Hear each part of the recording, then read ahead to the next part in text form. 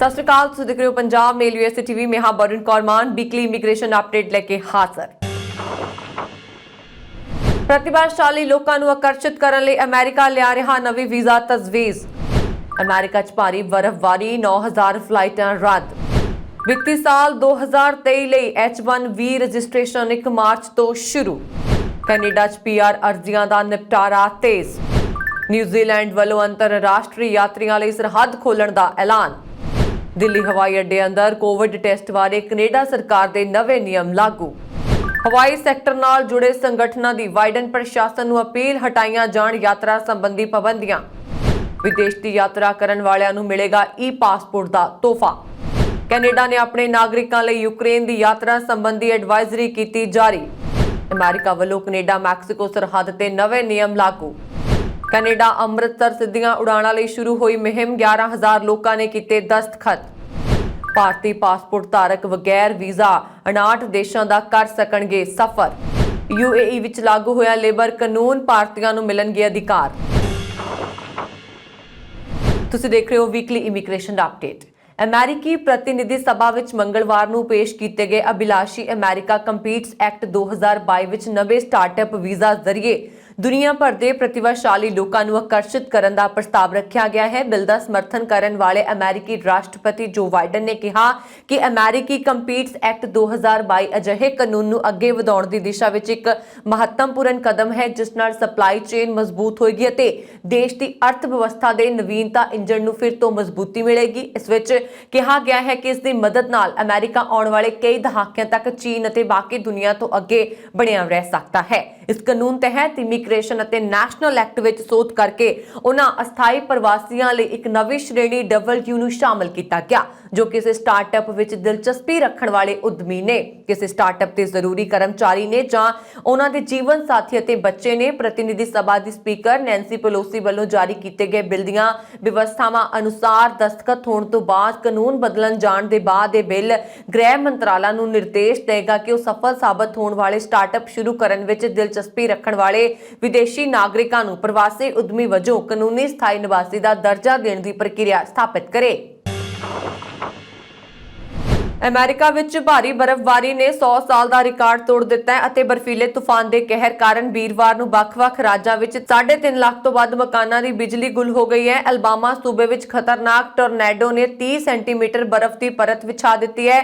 Tennessee, अरकानसास, Texas और Ohio राज्यां विच भी बर्फीले तूफान का असर देखा गया और 9,000 तो वध फ्लाइट्स रद्द करनियां पईयां।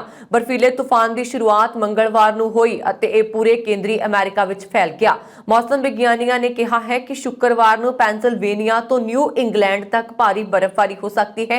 इस तो इलावा न्यूयॉर्क और ओहायो के कई इलाकों में 30 तो 45 सेंटीमीटर बर्फ पैण की पेशेनगोई की गई है। सब तो वध मंगे जाने वाले H1B वीजा लिए रजिस्ट्रेशन 1 मार्च तो शुरू होएगी और 18 मार्च 2022 तक खुली रहेगी। इस म्याद दौरान संभावी पटिशनर और प्रतिनिधि ऑनलाइन H1B रजिस्ट्रेशन की वरतों करके अपनी रजिस्ट्रेशन नूं पूरा करन और जमा करवाउण दे योग होणगे। US citizenship and immigration services ने एक प्रेस रिलीज विच यह जानकारी दी है। विभाग ने कहा कि USCIS वित्तीय साल 2023 H1B कैप लई जमा की गई हरेक रजिस्ट्रेशन लिए एक पुष्टिकरण नंबर प्रदान करेगा। यह नंबर सिर्फ रजिस्ट्रेशन नूं ट्रैक करने लिए वरत्या जा सकेगा। तुसीं केस स्थिति ऑनलाइन विच अपने केस की स्थिति नूं ट्रैक करने लिए इस नंबर की वरतों नहीं कर सकते। उन्होंने अगे दस्सिया कि संभावी H1B कैप विशा पटिशनर जां उन्हां दे प्रतिनिधि माई USCIS ऑनलाइन खाते की वरतों करते हुए चोण प्रक्रिया लई हरेक लाभपात्री नूं इलैक्ट्रॉनिक रूप विच रजिस्टर करने लई रजिस्ट्रेशन लई संबंधित $10 H1B रजिस्ट्रेशन फीस का भुगतान करने की लोड़ है। बयान में अगे कहा गया है कि अपनी रजिस्ट्रेशन जमा करवाउण वाले संभावी पटिशनर एक रजिस्ट्रेंट खाते की वरतों करेंगे। 21 फरवरी नूं दोपहर तो रजिस्टर करने वाले नवे खाते बनाउण दे योग होणगे। प्रतिनिधि किसी भी समय गाहक नूं अपने खात्यां विच शामिल कर सकते हैं, पर प्रतिनिधियां अते रजिस्ट्रार दोवां नूं लाभपात्री जानकारी दाखिल करन अते $10 की फीस नाल रजिस्ट्रेशन जमा करने लई 1 मार्च तक उड़ीक करनी चाहिए है। संभावी पटिशनर जां उन्हां दे नुमाइंदे कई लाभपात्रियों लई रजिस्ट्रेशन जमा करवाउण दे योग होणगे। एक सिंगल ऑनलाइन सैशन खाते राही ਉਹ अंतिम भुगतान ਅਤੇ रजिस्टर कर सकते हैं। ਕੈਨੇਡਾ ਦੇ ਇਮੀਗ੍ਰੇਸ਼ਨ ਮੰਤਰੀ ਸੀਨ ਫਰੇਜ਼ਰ ਨੇ ਕਿਹਾ ਕਿ ਸਾਲ 2022 ਦੌਰਾਨ ਪਰਮਾਨੈਂਟ ਰੈਜ਼ੀਡੈਂਸੀ ਦੀਆਂ ਅਰਜ਼ੀਆਂ ਦਾ ਨਿਪਟਾਰਾ ਤੇਜ਼ੀ ਨਾਲ ਕੀਤਾ ਜਾਂਦਾ ਰਹੇਗਾ ਅਤੇ ਮਾਰਚ ਦੇ ਅਖੀਰ ਤੱਕ ਲਗਭਗ 1,47,000 ਕੇਸਾਂ ਦਾ ਫੈਸਲਾ ਕਰ ਦਿੱਤਾ ਜਾਏਗਾ, ਜੋ ਕਿ ਬੀਤੇ ਸਾਲ ਦੇ ਪਹਿਲੇ 3 ਮਹੀਨਿਆਂ ਦੇ ਮੁਕਾਬਲੇ ਤਕਰੀਬਨ ਦੁੱਗਣੀਆਂ ਅਰਜ਼ੀਆਂ ਦੀ ਗਿਣਤੀ ਹੋਏਗੀ।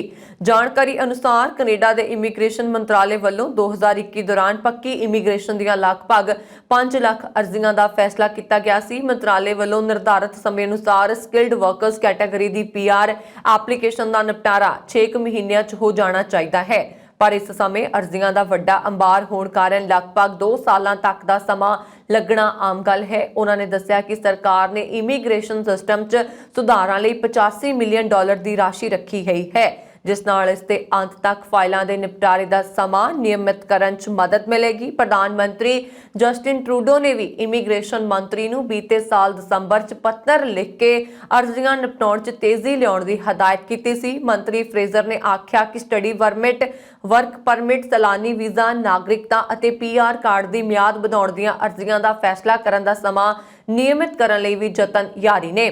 ਇਹ ਵੀ ਕੈਨੇਡਾ ਦਾ ਇਮੀਗ੍ਰੇਸ਼ਨ ਮੰਤਰਾਲੇ ਵੱਲੋਂ ਅਰਜ਼ੀਆਂ ਦਾਖਲ ਕਰਨ ਅਤੇ ਨਿਪਟਾਰੇ ਦੀ ਪ੍ਰਣਾਲੀ ਦੀਆਂ ਸੇਵਾਵਾਂ ਆਨਲਾਈਨ ਉਪਲਬਧ ਕਰਵਾਉਣ ਲਈ ਤਕਨੀਕੀ ਪ੍ਰਬੰਧ ਤੇਜ਼ੀ ਨਾਲ ਕੀਤੇ ਜਾ ਰਹੇ ਨੇ। ਇਸੇ ਸਾਲ ਹੀ ਵਿਆਂਦੜਾਂ ਅਤੇ ਮਾਪਿਆਂ ਦੀ ਪੱਕੀ ਇਮੀਗ੍ਰੇਸ਼ਨ ਦੀਆਂ ਅਰਜ਼ੀਆਂ ਦਾ ਸਿਸਟਮ ਵੀ ਆਨਲਾਈਨ ਕੀਤਾ ਜਾ ਰਿਹਾ ਹੈ, ਜਿਸ ਨਾਲ ਅਰਜ਼ੀਕਰਤਾ ਆਪਣੀਆਂ ਅਰਜ਼ੀਆਂ ਦੀ ਸਥਿਤੀ ਵੈਬਸਾਈਟ ਤੋਂ ਦੇਖ ਸਕਿਆ ਕਰਨਗੇ। ਕੋਰੋਨਾ ਮਹਾਮਾਰੀ ਦੇ ਪ੍ਰਕੋਪ ਵਿੱਚ ਨਿਊਜ਼ੀਲੈਂਡ ਨੇ ਆਪਣੇ ਨਾਗਰਿਕਾਂ ਅਤੇ ਇੰਟਰਨੈਸ਼ਨਲ ਯਾਤਰੀਆਂ ਲਈ ਬਾਰਡਰ ਖੋਲ੍ਹ ਦਿੱਤੇ ਨੇ। ਨਿਊਜ਼ੀਲੈਂਡ ਦੀ ਸਰਹੱਦ 27 ਫਰਵਰੀ ਦੀ ਅੱਧੀ ਰਾਤ ਨੂੰ ਆਸਟ੍ਰੇਲੀਆ ਤੋਂ ਵੈਕਸੀਨ ਲਗਵਾ ਚੁੱਕੇ ਕੀਵੀਆਂ ਅਤੇ ਹੋਰ ਮੌਜੂਦਾ ਯੋਗ ਯਾਤਰੀਆਂ ਲਈ 13 ਮਾਰਚ ਨੂੰ ਬਾਕੀ ਦੁਨੀਆ ਦੇ ਲਈ ਦੁਬਾਰਾ ਖੁੱਲ੍ਹ ਜਾਣਗੀਆਂ। ਸਮਾਚਾਰ ਏਜੰਸੀ ਸ਼ਿਨਹੂਆ ਨੇ ਪ੍ਰਧਾਨ ਮੰਤਰੀ ਜਸਿੰਡਾ ਅਰਡਨ ਦੇ ਹਵਾਲੇ ਨਾਲ ਕਿਹਾ ਕਿ ਸਰਕਾਰ ਦੀ 5 ਪੜਾਵੀ ਮੁੜ ਯੋਜਨਾ ਦੇ ਤਹਿਤ ਸਾਰੇ ਨਿਊਜ਼ੀਲੈਂਡ ਵਾਸੀਆਂ ਨੂੰ ਅਤੇ ਮੁੱਖ ਵੀਜ਼ਾ ਧਾਰਕਾਂ ਨੂੰ ਆਉਣ ਵਾਲੇ 3 ਮਹੀਨਿਆਂ 'ਚ ਦੇਸ਼ ਵਿੱਚ ਦਾਖਲ ਹੋਣ ਦੀ ਮਨਜ਼ੂਰੀ ਦੇਗੀ। ਇਹ ਫੈਸਲਾ ਆਰਥਿਕ ਰਿਕਵਰੀ ਵਿੱਚ ਸਹਾਇਤਾ ਕਰੇਗਾ ਅਤੇ ਕਰਮਚਾਰੀਆਂ ਦੀ ਕਮੀ ਨੂੰ ਤੁਰੰਤ ਹੱਲ ਕਰੇਗਾ। 27 ਫਰਵਰੀ ਤੋਂ ਟੀਕਾਕਰਨ ਵਾਲੇ ਨਿਊਜ਼ੀਲੈਂਡਰ ਅਤੇ ਆਸਟ੍ਰੇਲੀਆ ਤੋਂ ਯੋਗ ਯਾਤਰੀ ਪ੍ਰਬੰਧਿਤ ਆਈਸੋਲੇਸ਼ਨ ਅਤੇ ਕੁਆਰੰਟਾਈਨ ਸਹੂਲਤਾਂ ਵਿੱਚ ਰਹਿ ਕੇ ਨਿਊਜ਼ੀਲੈਂਡ ਵਿੱਚ ਦਾਖਲ ਹੋਣ ਦੇ ਯੋਗ ਹੋਣਗੇ। ਅਰਡਨ ਨੇ ਕਿਹਾ ਕਿ 13 ਮਾਰਚ ਤੋਂ 2 ਹਫ਼ਤਿਆਂ ਬਾਅਦ ਨਿਊਜ਼ੀਲੈਂਡ ਵਾਸੀ ਅਤੇ ਬਾਕੀ ਦੁਨੀਆ ਦੇ ਯੋਗ ਯਾਤਰੀ ਦੇਸ਼ ਆਉਣ ਦੇ ਯੋਗ ਹੋਣਗੇ। ਹਾਲਾਂਕਿ ਉਦੋਂ ਯਾਤਰੀਆਂ ਨੂੰ MIQ ਵਿੱਚ ਰਹਿਣ ਦੀ ਲੋੜ ਨਹੀਂ ਪਏਗੀ। ਉਹਨਾਂ ਨੇ ਕਿਹਾ ਕਿ ਅਸੀਂ ਵਾਇਰਸ ਦੇ ਫੈਲਣ ਨੂੰ ਘਟਾਉਣ ਲਈ ਸਰਹੱਦੀ ਉਪਾਅ ਨੂੰ ਕਾਇਮ ਰੱਖ ਰਹੇ ਹਾਂ। 12 ਅਪ੍ਰੈਲ ਨੂੰ ਸਮੈਸਟਰ 2 ਤੋਂ ਪਹਿਲਾਂ ਦਾਖਲੇ ਲਈ 5000 ਵਿਦਿਆਰਥੀਆਂ ਦੇ ਇੱਕ ਵੱਡੇ ਇੰਟਰਨੈਸ਼ਨਲ ਸਟੂਡੈਂਟਸ ਸਮੂਹ ਅਤੇ ਅਸਥਾਈ ਵੀਜ਼ਾ ਧਾਰਕਾਂ ਨੂੰ ਦੇਸ਼ ਵਿੱਚ ਦਾਖਲ ਕਰਨ ਲਈ ਸਰਹੱਦੀ ਵਿਸਥਾਰ ਨੂੰ ਵਧਾਇਆ ਜਾਏਗਾ, ਜੋ ਅਜੇ ਵੀ ਸੰਬੰਧਿਤ ਵੀਜ਼ਾ ਲੋੜਾਂ ਨੂੰ ਪੂਰਾ ਕਰਦੇ ਨੇ। ਉਹਨਾਂ ਨੇ ਕਿਹਾ ਕਿ ਵੀਜ਼ਾ ਮੁਕਤ ਸੈਲਾਨੀਆਂ ਲਈ ਵੀ ਸਰਹੱਦ ਮੁੜ ਖੋਲ੍ਹਣ ਤੇ ਵਿਚਾਰ ਕੀਤਾ ਜਾਏਗਾ। ਉਹਨਾਂ ਨੇ ਕਿਹਾ ਕਿ ਅਕਤੂਬਰ ਵਿੱਚ ਬਾਰਡਰ ਹੋਰ ਸਾਰੇ ਸੈਲਾਨੀਆਂ ਅਤੇ ਵਿਦਿਆਰਥੀਆਂ ਲਈ ਖੁੱਲ੍ਹ ਜਾਏਗਾ ਜਿਨ੍ਹਾਂ ਨੂੰ ਨਿਊਜ਼ੀਲੈਂਡ ਵਿੱਚ ਦਾਖਲ ਹੋਣ ਲਈ ਵੀਜ਼ਾ ਦੀ ਲੋੜ ਹੁੰਦੀ ਹੈ। ਅਰਡਨ ਨੇ ਕਿਹਾ ਕਿ ਸਾਰੇ ਆਉਣ ਵਾਲਿਆਂ ਦਾ ਹਵਾਈ ਅੱਡੇ ਤੇ 3 ਤੇਜ਼ ਐਂਟੀਜਨ ਟੈਸਟ ਕੀਤਾ ਜਾਏਗਾ। ਲਗਭਗ 5 ਹਫ਼ਤਿਆਂ ਵਿੱਚ ਵਰਕਿੰਗ ਹੌਲੀਡੇ ਵੀਜ਼ਾ ਸਕੀਮਾਂ ਮੁੜ ਖੋਲ੍ਹ ਦਿੱਤੀਆਂ ਜਾਣਗੀਆਂ। ਇਮੀਗ੍ਰੇਸ਼ਨ ਮੰਤਰੀ ਕ੍ਰਿਸ ਫਾਫੋਈ ਨੇ ਕਿਹਾ ਕਿ ਇਹ ਫੈਸਲਾ ਸੈਰ ਸਪਾਟਾ, ਪਰਾਹੁਣਚਾਰੀ, ਵਾਈਨ ਅਤੇ ਬਾਗਬਾਨੀ ਖੇਤਰਾਂ ਲਈ ਤੁਰੰਤ ਲੋੜੀਂਦੇ ਕਰਮਚਾਰੀਆਂ ਦੀ ਸਪਲਾਈ ਕਰੇਗਾ ਅਤੇ ਨਾਲ ਹੀ ਕੁਝ ਬਹੁਤ ਲੋੜੀਂਦੇ ਵਿਜ਼ਟਰ ਖਰਚੇ ਪ੍ਰਦਾਨ ਕਰੇਗਾ। ਜ਼ਿਕਰਯੋਗ ਹੈ ਕਿ ਕੋਵਿਡ ਤੋਂ ਪਹਿਲਾਂ ਨਿਊਜ਼ੀਲੈਂਡ ਪ੍ਰਤੀ ਸਾਲ 10 ਲੱਖ ਤੋਂ ਵੱਧ ਵਿਜ਼ਟਰ ਵੀਜ਼ੇ ਜਾਰੀ ਕਰ ਰਿਹਾ ਸੀ। ਕੋਵਿਡ-19 ਰਿਸਪਾਂਸ ਮੰਤਰੀ ਕ੍ਰਿਸ ਹਿਪਕਿੰਸ ਨੇ ਕਿਹਾ ਕਿ 94% ਆਬਾਦੀ ਪੂਰੀ ਤਰ੍ਹਾਂ ਟੀਕਾਕਰਨ ਦੇ ਨਾਲ ਅਤੇ 18 ਸਾਲ ਤੋਂ ਵੱਧ ਉਮਰ ਦੇ 92% ਹੁਣ ਫਰਵਰੀ ਦੇ ਅੰਤ ਤੱਕ ਬੂਸਟਰ ਡੋਜ਼ ਲਈ ਯੋਗ ਹਨ। ਕੈਨੇਡਾ ਸਰਕਾਰ ਵੱਲੋਂ ਕੋਵਿਡ ਟੈਸਟ ਰਿਪੋਰਟ ਬਾਰੇ ਭਾਰਤ ਤੋਂ ਮੁਸਾਫਰਾਂ ਦੀ ਸਹੂਲਤ ਲਈ ਬੀਤੀ 28 ਜਨਵਰੀ ਨੂੰ ਐਲਾਨੇ ਨਵੇਂ ਨਿਯਮ ਦਿੱਲੀ ਵਿਖੇ ਹਵਾਈ ਅੱਡੇ ਅੰਦਰ ਲਾਗੂ ਹੋਣ ਦੀ ਖਬਰ ਮਿਲ ਰਹੀ ਹੈ।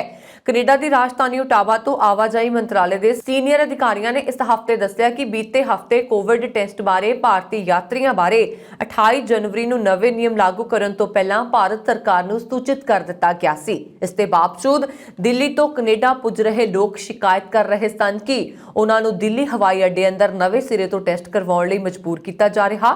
ਤਾਜ਼ਾ ਜਾਣਕਾਰੀ ਅਨੁਸਾਰ ਦਿੱਲੀ ਵਿਖੇ ਇੰਟਰਨੈਸ਼ਨਲ ਹਵਾਈ ਅੱਡੇ ਅੰਦਰ ਬਣੀ ਲੈਬੋਰੇਟਰੀ ਦੀ ਟੈਸਟ ਰਿਪੋਰਟ ਦੀ ਜ਼ਰੂਰਤ ਨਹੀਂ ਅਤੇ ਹੁਣ ਬੀਤੇ ਕੱਲ ਤੋਂ ਮੈਡੀਕਲ ਐਸੋਸੀਏਸ਼ਨ ਆਫ ਇੰਡੀਆ ਦੀ ਮਾਨਤਾ ਪ੍ਰਾਪਤ ਲੈਬੋਰੇਟਰੀ ਤੋਂ ਕੈਨੇਡਾ ਦੀ ਉਡਾਣ ਤੋਂ 72 ਘੰਟਿਆਂ ਅੰਦਰ ਕਰਵਾਏ ਟੈਸਟ ਨੂੰ ਮਾਨਤਾ ਦਿੱਤੀ ਜਾਣ ਲੱਗ ਪਈ ਹੈ। ਇਸ ਦੇ ਨਾਲ ਹੀ ਕੈਨੇਡਾ ਸਰਕਾਰ ਨੇ ਭਾਰਤ ਤੋਂ ਕੈਨੇਡਾ ਜਾਣ ਵਾਲੇ ਲੋਕਾਂ ਦੀ ਸਹੂਲਤ ਲਈ ਉਹਨਾਂ ਵੱਲੋਂ ਜਹਾਜ਼ ਬਦਲੇ ਜਾਣ ਵਾਲੇ ਕਿਸੇ ਉਸੇ ਦੇਸ਼ ਤੋਂ ਕੋਵਿਡ ਦਾ ਨਵਾਂ ਟੈਸਟ ਕਰਵਾਉਣ ਦੀ ਸ਼ਰਤ ਵੀ ਖਤਮ ਕਰ ਦਿੱਤੀ ਹੈ, ਜਿਸ ਨਾਲ ਕੈਨੇਡਾ ਅਤੇ ਭਾਰਤ ਵਿੱਚ ਵੱਡੀ ਤਾਦਾਦ 'ਚ ਭਾਰਤੀ ਭਾਈਚਾਰਿਆਂ ਨੂੰ ਰਾਹਤ ਮਿਲੀ ਹੈ।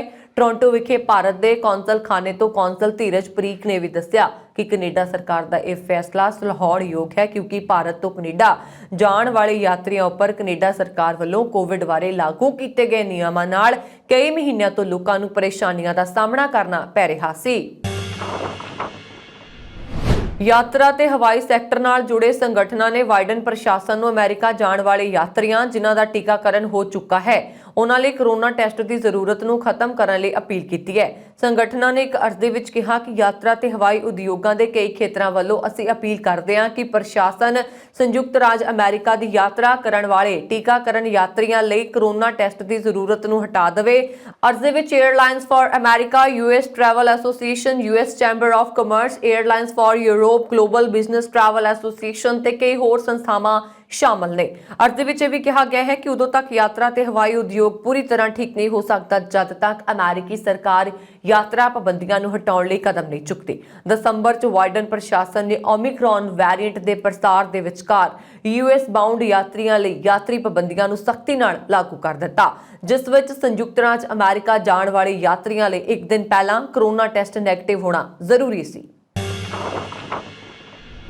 ਕੇਂਦਰੀ ਵਿੱਤ ਮੰਤਰੀ ਨਿਰਮਲਾ ਸੀਤਾਰਮਨ ਨੇ ਮੰਗਲਵਾਰ ਨੂੰ ਆਮ ਬਜਟ 2022 ਪੇਸ਼ ਕੀਤਾ। ਬਜਟ ਭਾਸ਼ਣ ਦੌਰਾਨ ਸੀਤਾਰਮਨ ਨੇ ਵਿਦੇਸ਼ ਦੀ ਯਾਤਰਾ ਕਰਨ ਵਾਲਿਆਂ ਲਈ ਅਹਿਮ ਐਲਾਨ ਕੀਤਾ। ਉਹਨਾਂ ਨੇ ਈ-ਪਾਸਪੋਰਟ ਨੂੰ ਲੈ ਕੇ ਇਸ ਹਫ਼ਤੇ ਵੱਡਾ ਐਲਾਨ ਕੀਤਾ ਹੈ। ਈ-ਪਾਸਪੋਰਟ ਨਾਲ ਨਾਗਰਿਕਾਂ ਨੂੰ ਵਿਦੇਸ਼ ਦੀ ਯਾਤਰਾ ਵਿੱਚ ਸਹੂਲਤ ਮਿਲੇਗੀ। ਵਿੱਤ ਮੰਤਰੀ ਨੇ ਆਪਣੇ ਭਾਸ਼ਣ 'ਚ ਕਿਹਾ ਕਿ ਈ-ਪਾਸਪੋਰਟ ਵਿੱਚ ਚਿਪ ਦਾ ਇਸਤੇਮਾਲ ਕੀਤਾ ਜਾਏਗਾ ਅਤੇ ਇਹ ਅਤੀ ਆਧੁਨਿਕ ਤਕਨੀਕ ਤੇ ਕੰਮ ਕਰੇਗਾ। ਸੀਤਾਰਮਨ ਨੇ ਕਿਹਾ ਕਿ ਇਹ ਟੈਕਨੋਲੋਜੀ ਸਾਲ 2022-23 ਵਿੱਚ ਜਾਰੀ ਹੋਏਗੀ। ਇਸ ਨਾਲ ਨਾਗਰਿਕਾਂ ਨੂੰ ਵਿਦੇਸ਼ ਯਾਤਰਾ 'ਚ ਆਸਾਨੀ ਹੋਏਗੀ। ਇਹ ਚਿਪ ਡਾਟਾ ਨਾਲ ਜੁੜੀ ਸੁਰੱਖਿਆ ਨੂੰ ਬਿਹਤਰ ਕਰਨ ਲਈ ਇਸਤੇਮਾਲ ਕੀਤਾ ਜਾਏਗਾ। ਈ-ਪਾਸਪੋਰਟ ਵਿੱਚ ਵਧੇਰੇ ਸੁਰੱਖਿਆ ਫੀਚਰ ਹੋਣਗੇ ਅਤੇ ਇਸ ਨਾਲ ਰੇਡੀਓ ਫ੍ਰੀਕੁਐਂਸੀ ਪਹਿਚਾਣ ਅਤੇ ਬਾਇਓਮੈਟ੍ਰਿਕਸ ਦਾ ਇਸਤੇਮਾਲ ਕੀਤਾ ਜਾਏਗਾ। ਈ-ਪਾਸਪੋਰਟ ਆਮ ਤੌਰ ਤੇ ਤੁਹਾਡੇ ਰੈਗੂਲਰ ਪਾਸਪੋਰਟ ਦਾ ਡਿਜੀਟਲ ਰੂਪ ਹੋਏਗਾ। ਇਸ ਵਿੱਚ ਇਲੈਕਟ੍ਰੋਨਿਕ ਚਿਪ ਲੱਗੀ ਹੋਏਗੀ ਜੋ ਡਾਟਾ ਸਿਕਿਉਰਿਟੀ ਵਿੱਚ ਮਦਦ ਕਰੇਗੀ। ਇਸ ਮਾਈਕਰੋ ਚਿਪ ਵਿੱਚ ਪਾਸਪੋਰਟ ਹੋਲਡਰ ਦਾ ਨਾਮ ਅਤੇ ਜਨਮ ਤਾਰੀਖ ਸਮੇਤ ਦੂਜੀਆਂ ਜਾਣਕਾਰੀਆਂ ਹੋਣਗੀਆਂ। ਖਾਸ ਗੱਲ ਇਹ ਹੈ ਕਿ ਇਸ ਪਾਸਪੋਰਟ ਦੇ ਜਾਰੀ ਹੋਣ ਤੋਂ ਬਾਅਦ ਨਾਗਰਿਕਾਂ ਨੂੰ ਇਮੀਗ੍ਰੇਸ਼ਨ ਲਈ ਲੱਗਣ ਵਾਲੀਆਂ ਲੰਬੀਆਂ ਲਾਈਨਾਂ ਤੋਂ ਛੁਟਕਾਰਾ ਮਿਲੇਗਾ। ਇਸ ਵਿੱਚ ਲੱਗੀ ਚਿਪ ਦੀ ਮਦਦ ਨਾਲ ਪਾਸਪੋਰਟ ਨੂੰ ਆਸਾਨੀ ਨਾਲ ਇਮੀਗ੍ਰੇਸ਼ਨ ਕਾਊਂਟਰ ਤੇ ਸਕੈਨ ਕੀਤਾ ਜਾਏਗਾ। ਕੈਨੇਡਾ ਨੇ ਆਪਣੇ ਨਾਗਰਿਕਾਂ ਨੂੰ ਸਲਾਹ ਦਿੱਤੀ ਹੈ ਕਿ ਉਹ ਯੂਕਰੇਨ ਦੇ ਗੈਰ ਜ਼ਰੂਰੀ ਦੌਰਿਆਂ ਦੀਆਂ ਯੋਜਨਾਵਾਂ ਨੂੰ ਰੱਦ ਕਰਨ, ਕਿਉਂਕਿ ਰੂਸ ਯੂਕਰੇਨ ਦੀ ਸਰਹੱਦ ਦੇ ਦੋਵੇਂ ਪਾਸੇ ਤਣਾਅ ਵਧਿਆ ਹੈ ਅਤੇ ਫੌਜੀਆਂ ਦੀ ਗਿਣਤੀ ਵੀ ਵੱਧ ਰਹੀ ਹੈ।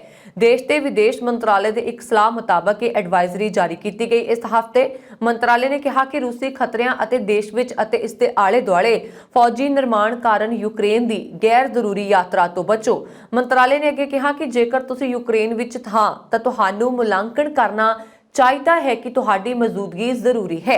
ਇਹ ਕਦਮ ਸੰਯੁਕਤ ਰਾਜ ਆਸਟ੍ਰੇਲੀਆ ਅਤੇ ਯੂਨਾਈਟਿਡ ਕਿੰਗਡਮ ਵਾਂਗ ਉਸੇ ਤਰ੍ਹਾਂ ਦਾ ਹੈ ਜਿਸ ਨੇ ਸੋਮਵਾਰ ਨੂੰ ਕੁਝ ਕੂਟਨੀਤਿਕ ਕਰਮਚਾਰੀਆਂ ਅਤੇ ਉਹਨਾਂ ਦੇ ਪਰਿਵਾਰਾਂ ਨੂੰ ਕੀਵ ਤੋਂ ਜਾਣ ਦਾ ਅਧਿਕਾਰ ਦਿੱਤਾ ਸੀ।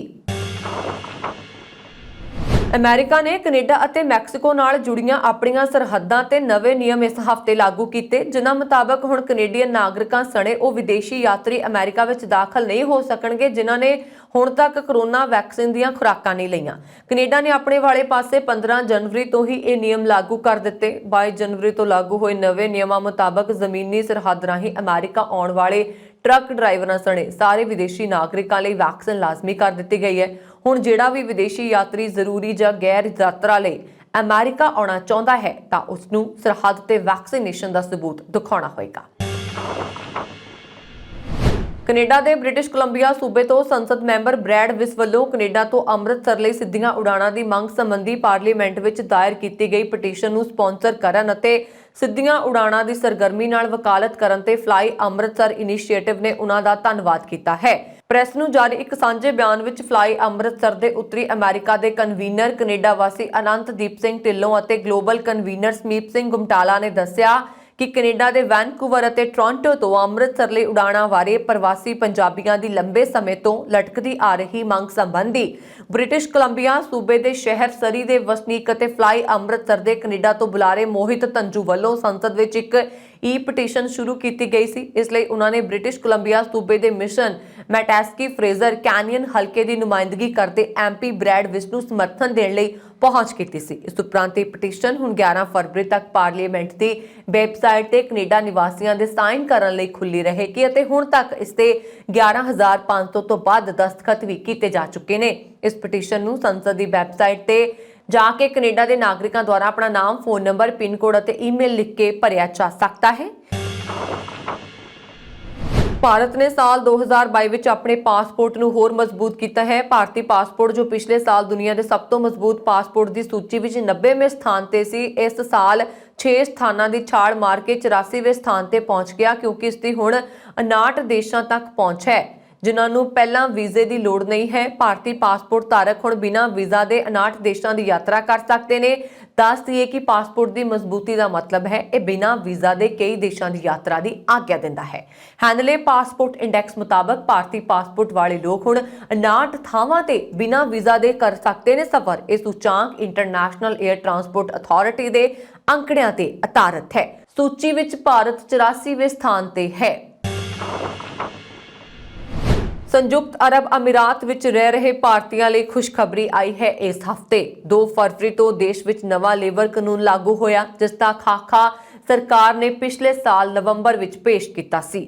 ਨਵੇਂ ਕਾਨੂੰਨ ਵਿੱਚ ਕਾਮਿਆਂ ਨੂੰ ਨਵੇਂ ਅਧਿਕਾਰ ਦਿੱਤੇ ਗਏ। ਮੰਨਿਆ ਜਾ ਰਿਹਾ ਕਿ ਨਵੇਂ ਕਾਨੂੰਨ ਨਾਲ ਭਾਰਤੀ ਕਾਮਿਆਂ ਨੂੰ ਕਈ ਫਾਇਦੇ ਮਿਲਣਗੇ। UAE ਦੀ ਅਰਥ ਵਿਵਸਥਾ ਵਿੱਚ ਭਾਰਤੀ ਨਾਗਰਿਕਾਂ ਦਾ ਵੱਡਾ ਯੋਗਦਾਨ ਹੈ। ਭਾਰਤੀ ਨਾਗਰਿਕ ਸੰਯੁਕਤ ਅਰਬ ਅਮੀਰਾਤ ਦੀ ਕੁੱਲ ਆਬਾਦੀ ਦਾ 40% ਹਿੱਸਾ ਨੇ ਅਤੇ ਉਹਨਾਂ ਦੀ ਗਿਣਤੀ 35 ਲੱਖ ਹੈ। ਵੱਡੀ ਗਿਣਤੀ ਵਿੱਚ ਭਾਰਤੀ ਨਾਗਰਿਕ UAE ਦੇ ਨਿੱਜੀ ਖੇਤਰ 'ਚ ਕੰਮ ਕਰਦੇ ਨੇ। ਨਵਾਂ ਫੈਡਰਲ ਫਰਮਾਨ ਕਾਨੂੰਨ ਨਵੰਬਰ 33 ਕਾਮਿਆਂ ਦੇ ਅਧਿਕਾਰਾਂ ਦੀ ਸੁਰੱਖਿਆ ਦੀ ਗਰੰਟੀ ਦਿੰਦਾ ਹੈ। UAE ਦੇ ਮਨੁੱਖੀ ਸੰਸਾਧਨ ਮੰਤਰਾਲਾ ਨੇ ਕਿਹਾ ਕਿ ਨਵੇਂ ਕਾਨੂੰਨ ਮੁਤਾਬਕ ਹੁਣ ਨੌਕਰੀ ਦੇ ਇਕਰਾਰਨਾਮੇ ਵਿੱਚ ਹਰ ਵੇਰਵੇ ਨੂੰ ਸ਼ਾਮਲ ਕੀਤਾ ਜਾਏਗਾ। ਨਵੇਂ ਇਕਰਾਰਨਾਮੇ ਵਿੱਚ ਕਰਮਚਾਰੀ, ਉਸਦੇ ਮਾਲਕ, ਕੰਮ ਦਾ ਵੇਰਵਾ, ਕੰਮ ਦੇ ਘੰਟੇ, ਛੁੱਟੀਆਂ, ਜੁਆਇਨ ਕਰਨ ਦੀ ਮਿਤੀ, ਕੰਮ ਕਰਨ ਦੀ ਥਾਂ, ਤਨਖਾਹ, ਸਾਲਾਨਾ ਛੁੱਟੀ, ਨੋਟਿਸ ਪੀਰੀਅਡ ਸਮੇਤ ਹਰ ਜਾਣਕਾਰੀ ਸ਼ਾਮਲ ਹੋਏਗੀ। ਗਲਫ ਨਿਊਜ਼ ਨਾਲ ਗੱਲਬਾਤ ਕਰਦੇ ਹੋਏ UAE ਦੇ ਵਕੀਲ ਅਲੀ ਮੁਸਤਾਬਾ ਨੇ ਕਿਹਾ ਕਿ ਨਵੇਂ ਕਾਨੂੰਨ ਨਾਲ ਨੌਕਰੀ ਦਾ ਇਕਰਾਰਨਾਮਾ ਹੁਣ ਸੀਮਤ ਸਮੇਂ ਲਈ ਹੋਏਗਾ, ਜਦਕਿ ਪਹਿਲਾਂ ਅਜਿਹਾ ਨਹੀਂ ਸੀ। ਕੰਪਨੀਆਂ ਹੁਣ ਵੱਧ ਤੋਂ ਵੱਧ 3 ਸਾਲਾਂ ਦੀ ਮਿਆਦ ਲਈ ਕਰਮਚਾਰੀਆਂ ਨੂੰ ਨੌਕਰੀ ਤੇ ਰੱਖ ਸਕਣਗੀਆਂ। ਇਸ ਤੋਂ ਬਾਅਦ ਇਸ ਨੂੰ ਦੁਬਾਰਾ ਰੀਨਿਊ ਕਰਨਾ ਹੋਏਗਾ। ਸਰਕਾਰ ਨੇ ਸਾਰੀਆਂ ਪ੍ਰਾਈਵੇਟ ਕੰਪਨੀਆਂ ਨੂੰ ਨਵੇਂ ਕਾਨੂੰਨ ਮੁਤਾਬਕ ਨਵੇਂ ਇਕਰਾਰਨਾਮੇ ਦਾ ਖਰੜਾ ਤਿਆਰ ਕਰਨ ਲਈ ਕਿਹਾ। ਕਾਨੂੰਨ ਦੇ ਲਾਗੂ ਹੋਣ ਦੇ 1 ਸਾਲ ਦੇ ਅੰਦਰ ਕੰਪਨੀਆਂ ਨੂੰ ਆਪਣੇ ਨੌਕਰੀ ਦੇ ਇਕਰਾਰਨਾਮੇ ਵਿੱਚ ਬਦਲਾਅ ਕਰਨਾ ਹੋਏਗਾ। ਨਵੇਂ ਕਾਨੂੰਨ ਨਾਲ ਹੁਣ ਕੋਈ ਵੀ ਮਾਲਕ ਹਮੇਸ਼ਾ ਲਈ ਕਿਸੇ ਕਰਮਚਾਰੀ ਨੂੰ ਕੰਮ ਤੇ ਨਹੀਂ ਰੱਖ ਸਕੇਗਾ। ਮੁਸਾਬਾ ਨੇ ਕਿਹਾ ਕਿ ਹੁਣ ਕਾਮਿਆਂ ਨੂੰ ਕੁਝ ਨਵੀਆਂ ਛੁੱਟੀਆਂ ਵੀ ਮਿਲਣਗੀਆਂ। ਕੰਪਨੀਆਂ ਨੂੰ ਆਪਣੇ ਕਰਮਚਾਰੀਆਂ ਨੂੰ ਹਰ ਹਫ਼ਤੇ ਘੱਟੋ-ਘੱਟ 1 ਛੁੱਟੀ ਦੇਣੀ ਹੋਏਗੀ। ਇਸ ਤੋਂ ਇਲਾਵਾ ਘਰ ਵਿੱਚ ਕਿਸੇ ਦੀ ਮੌਤ ਹੋਣ ਤੇ 3 ਤੋਂ 5 ਛੁੱਟੀਆਂ, ਇਮਤਿਹਾਨ ਦੀ ਤਿਆਰੀ ਲਈ 10 ਦਿਨਾਂ ਦੀ ਛੁੱਟੀ, ਔਰਤਾਂ ਨੂੰ 60 ਦਿਨਾਂ ਦੀ ਜਨੇਪਾ ਛੁੱਟੀ, ਗਰਭ ਅਵਸਥਾ ਦੌਰਾਨ 45 ਦਿਨਾਂ ਦੀ ਛੁੱਟੀ ਤਨਖਾਹ ਸਮੇਤ ਅਤੇ 15 ਦਿਨਾਂ ਦੀ ਛੁੱਟੀ ਅੱਧੀ ਤਨਖਾਹ ਨਾਲ ਸ਼ਰਤ ਤੇ ਦਿੱਤੀ ਜਾਏਗੀ। ਨਵਾਂ ਕਾਨੂੰਨ ਕਾਮਿਆਂ ਅਤੇ ਮਾਲਕਾਂ ਵਿਚਕਾਰ ਪਾਰਦਰਸ਼ਤਾ ਨੂੰ ਵਧਾਏਗਾ। ਨਵੇਂ ਲੇਬਰ ਕਾਨੂੰਨ ਨੂੰ ਲਾਗੂ ਕਰਨ ਪਿੱਛੇ UAE ਦਾ ਮਕਸਦ ਵਿਦੇਸ਼ੀ ਕਾਮਿਆਂ ਨੂੰ ਲੁਭਾਉਣਾ ਹੈ। ਇਹ ਉਮੀਦ ਕੀਤੀ ਜਾ ਰਹੀ ਹੈ ਕਿ ਇਸ ਨਾਲ ਮਾਲਕਾਂ ਅਤੇ UAE ਦੇ ਕਾਮਿਆਂ ਵਿਚਕਾਰ ਬਿਹਤਰ ਸੰਬੰਧ ਬਣਨਗੇ। ਇਹ ਸਨ ਇਸ ਹਫਤੇ ਦੀਆਂ ਵੀਕਲੀ ਇਮੀਗ੍ਰੇਸ਼ਨ ਅਪਡੇਟ। ਅਗਲੇ ਹਫਤੇ ਫਿਰ ਤੋਂ ਹਾਜ਼ਰ ਹੋਵਾਂਗੇ ਨਵੀਆਂ ਅਪਡੇਟਸ ਲੈ ਕੇ। ਵਰੁਣ ਕੌਰ ਮਾਨ ਨੂੰ ਦਿਓ ਆਗਿਆ। ਸਤਿ ਸ਼੍ਰੀ ਅਕਾਲ।